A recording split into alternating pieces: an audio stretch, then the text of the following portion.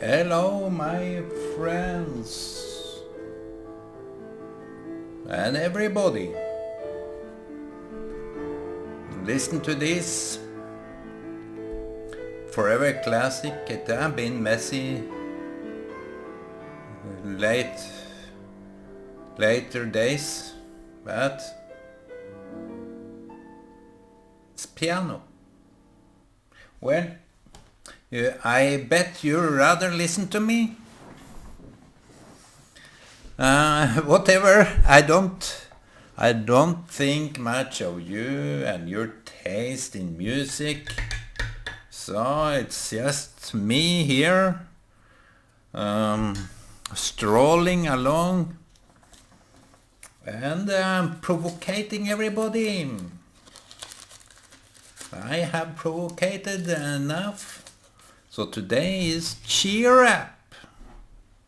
I don't know what to say, but the things that I need to say is way off limit. So today is coffee. It's this cup today. It's rather 7-Eleven. What you know? That is the coffee deal. So if you listen to this in Philippines or Kenya or wherever you are in this world, get this deal, coffee deal. 7-Eleven will have to answer for it straight away. So, even the fuel company here make this deal that you can buy a cup like this with a top, and it's I love this metallic because the plastic is spoiling the taste. It's dulling out the taste.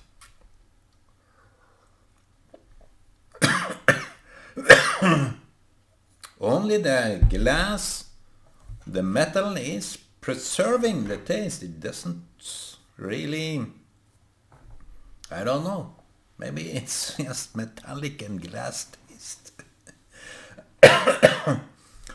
Yeah, today, what's up today? Today is it's a blue sky out there.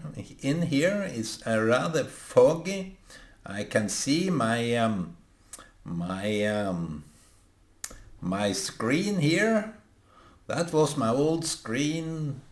Now it's just for use of important business.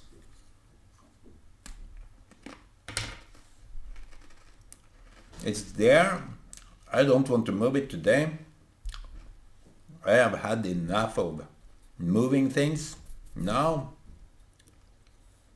I serve the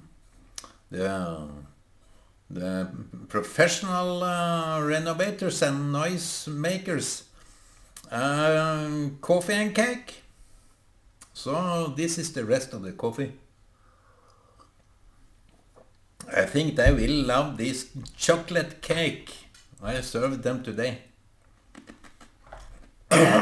You betcha. I love this chocolate cake.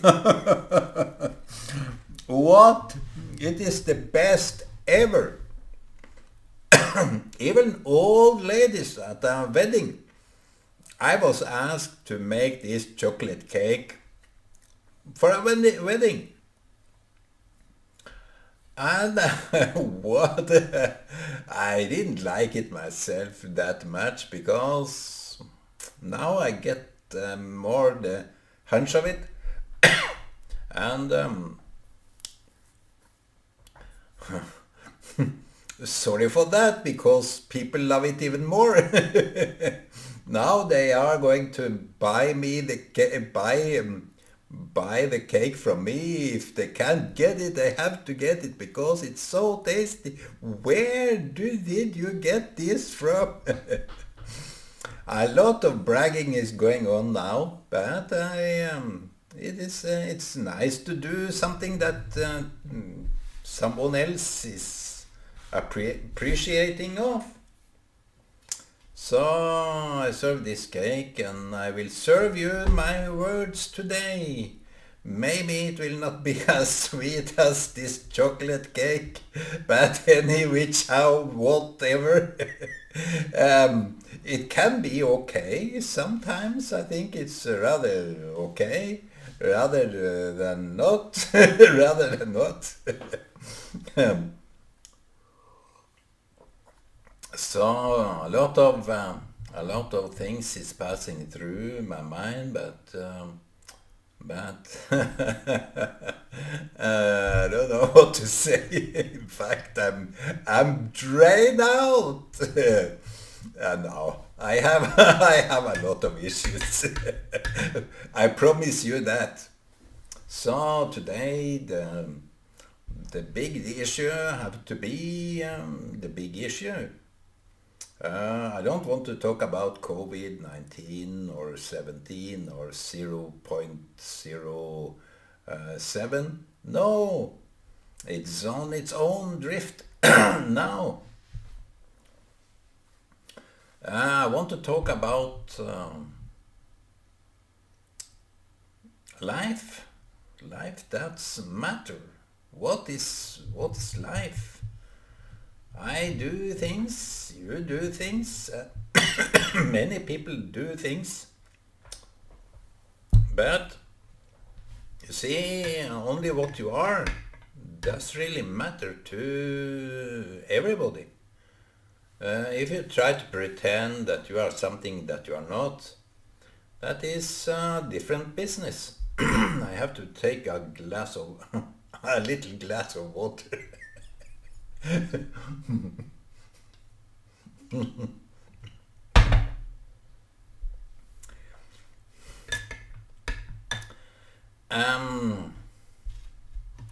So this is people are drawn into the value of activity. Yet if you let other people do it for you, you are happy without doing it yourself. It's a kind of achievement to do it yourself. It has some kind of pride to it. And if you can brag about it, even better, that, you did this, and went there and saw this. So everything is like exciting. Everything is like very important. But you see, it's just a show off. I don't mind people doing things. I don't oppose. Things needed to be done according to the human demands. But if you go to, for example, Africa, there is a lot of activities there. I know, just by seeing. Kenya, from the time I was there to now, which I haven't been there recently, since 1992, I think.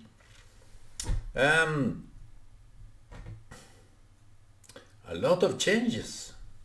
A lot of people are more educated, and a lot of things have been consumed, and changes have been made. People have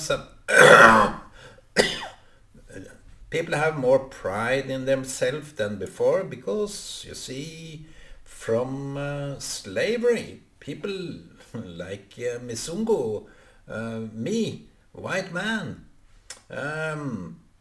we had the slaves like that, not me, but the white crazy maniacs had the slavery because maybe they were very poor, so they needed slaves in order to obey, because if you have no money to pay the slaves, what would you do?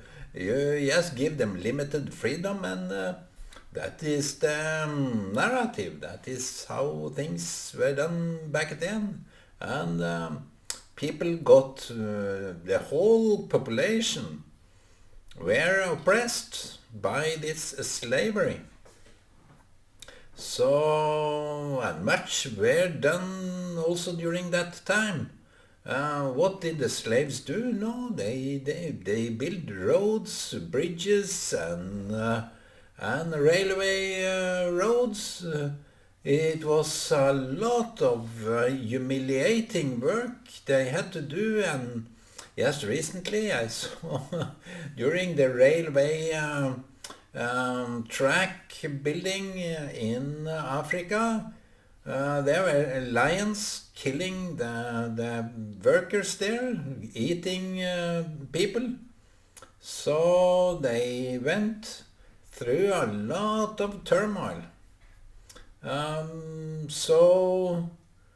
But the attitude from the white, British and other French colonialists, and also, you see, during this period of time, just around the end of the slavery, in the beginning of the new era, in around 40s, during the ideology of human race. They were talking about the race, that the Aryan race was the superior and the African, they were down. And I know even my father had this kind of thoughts that Africans didn't match up to certain degree. So that was the opinion. You can't really blame for people for having that crazy opinion, but it was obviously very wrong, because I have some ideas to this.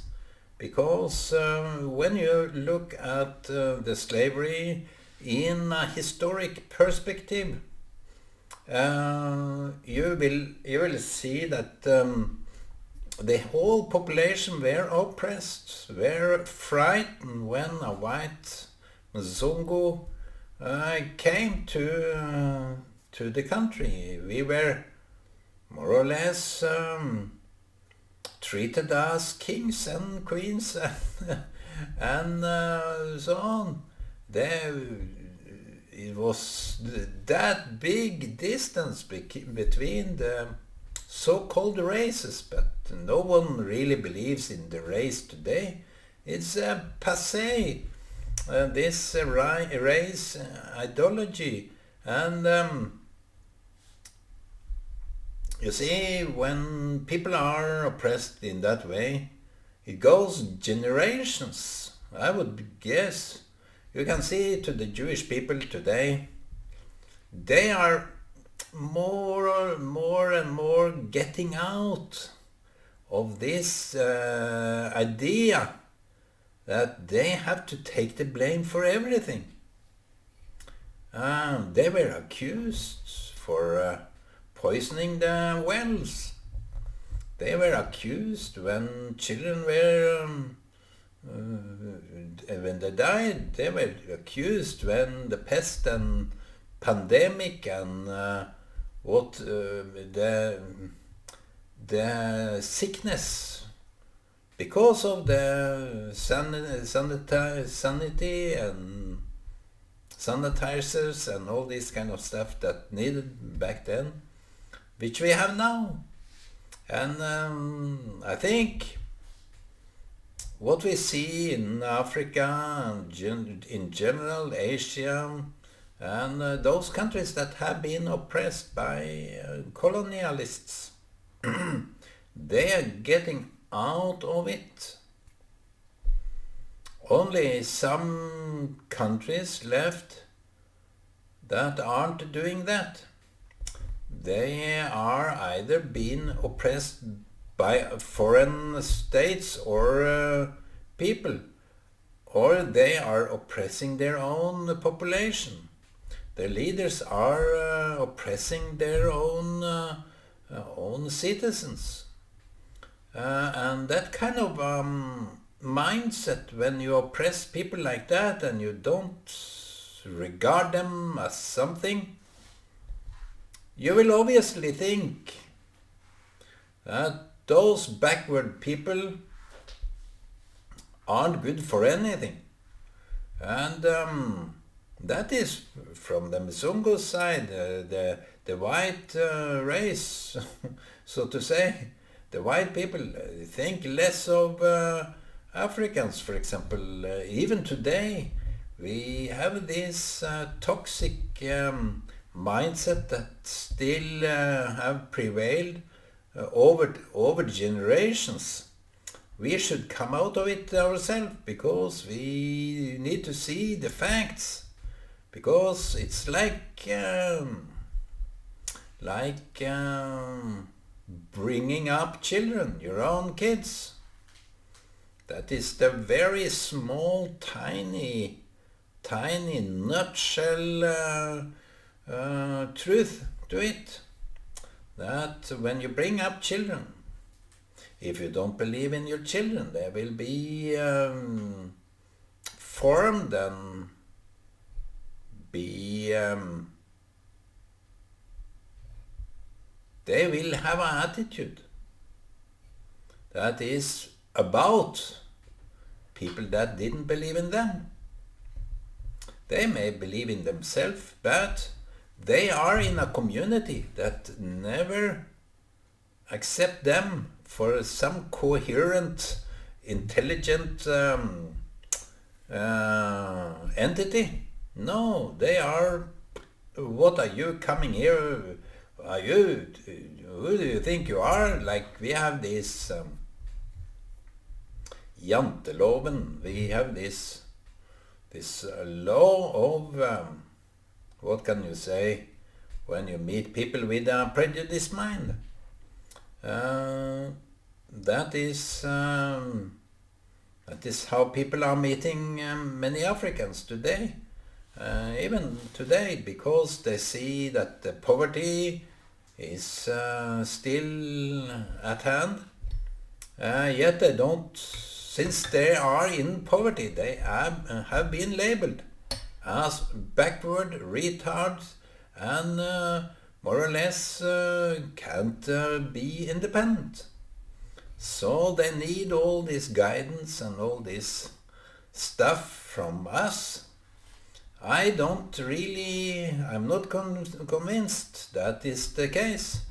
I think that is the attitude when the children meets the adults. They want to be admired, they want to be seen, and they want to be, they want to have their parents' attention to what they are doing, to what they are, to who they are, been taken for who they are.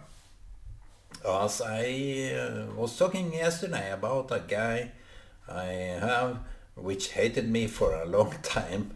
Every time I came, he went, and now he did some intellectual brain work that maybe Ole don't fit in this box, which I want to have him defined and done. No, he found a different definition about me. So that fitted very well.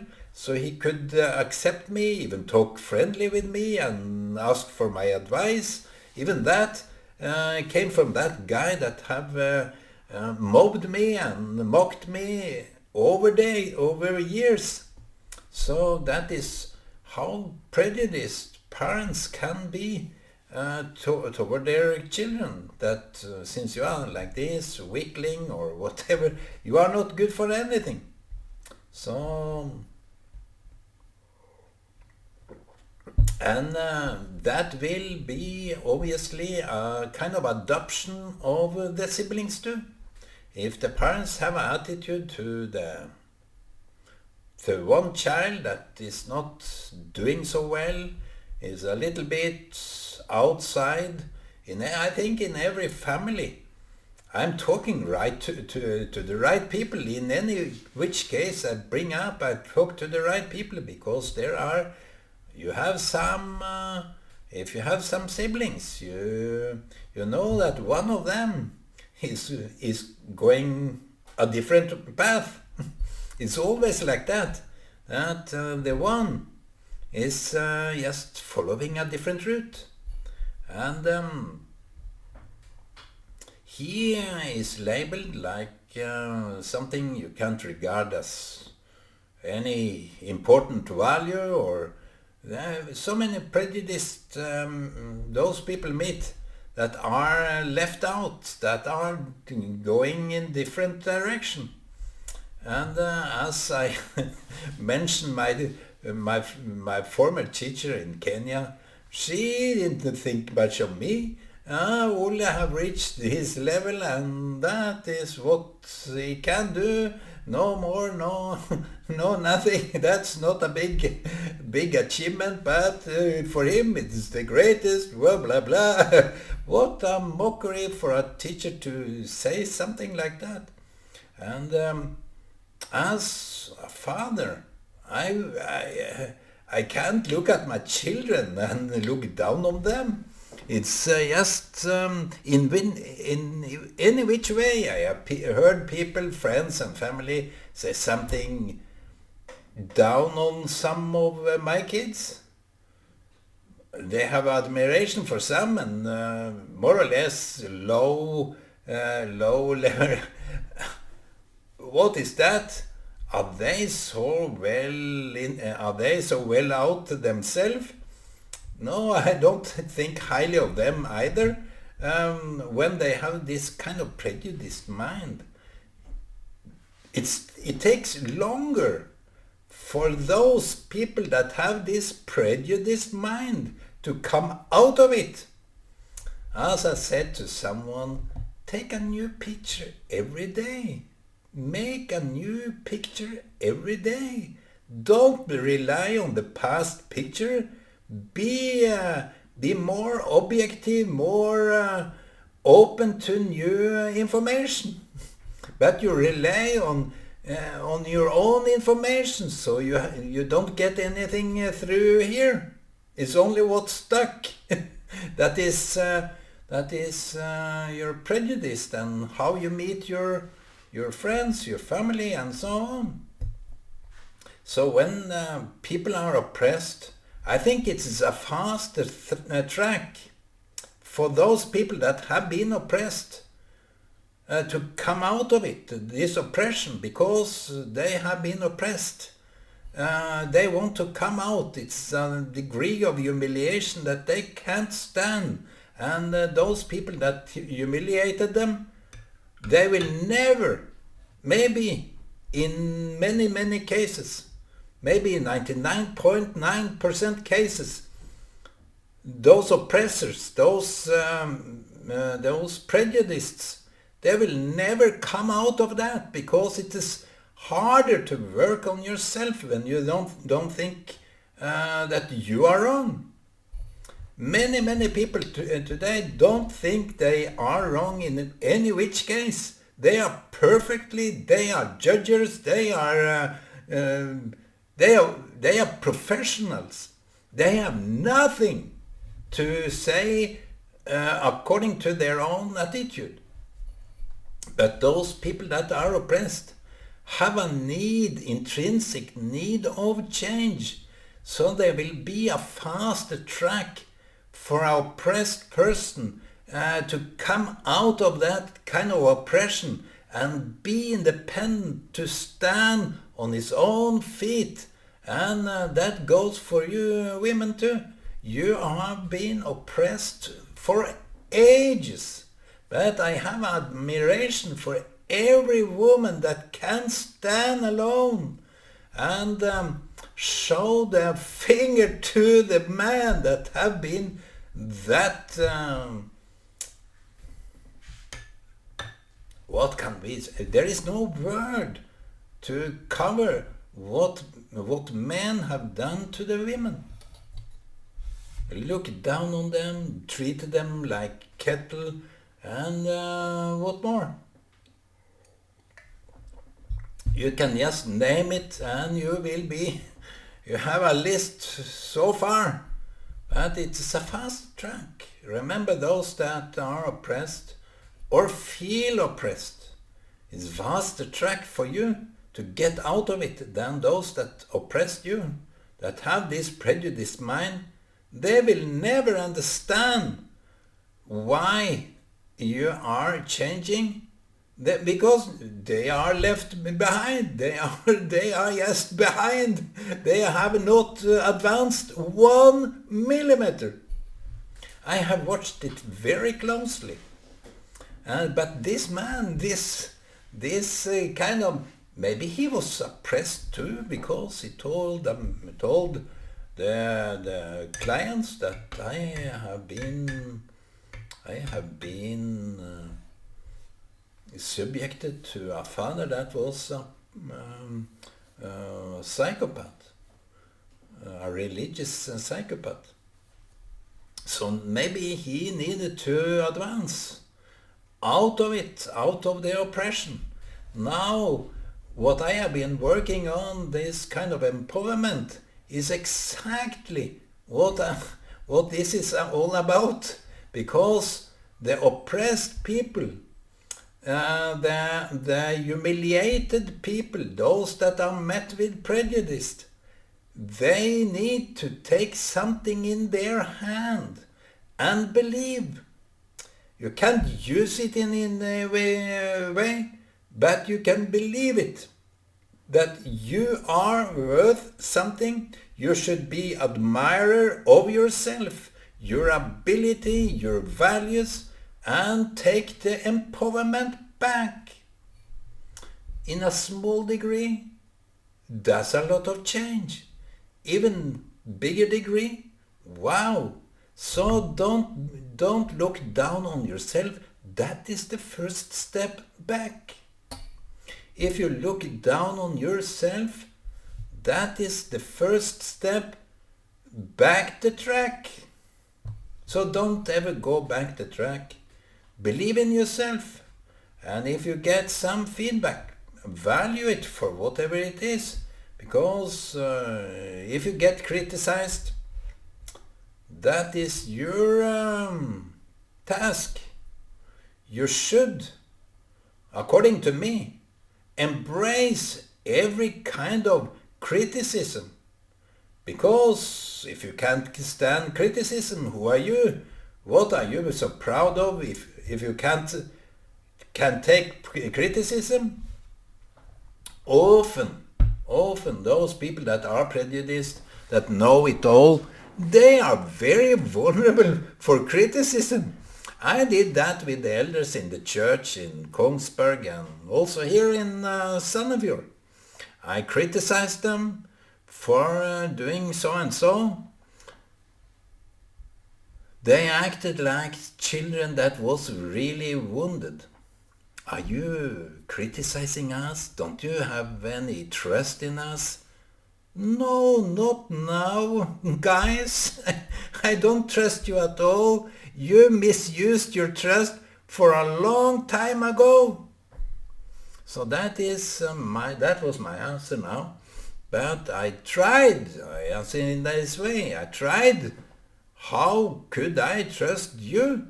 I tried it over years and years to see what is there to be trusted. But you let me down. So I wrote a letter suggesting that all the elders were to step down in the church. That was my signature. I don't trust you. So that is it's just it's not something very particular to the church.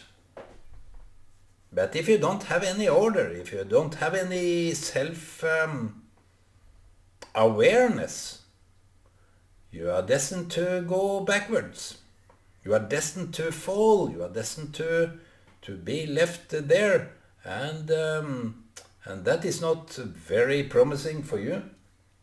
So, my friends, I have used my 30 minutes, and I wish you all the best. Take the empowerment back. Be Be proud of yourself. Don't go back.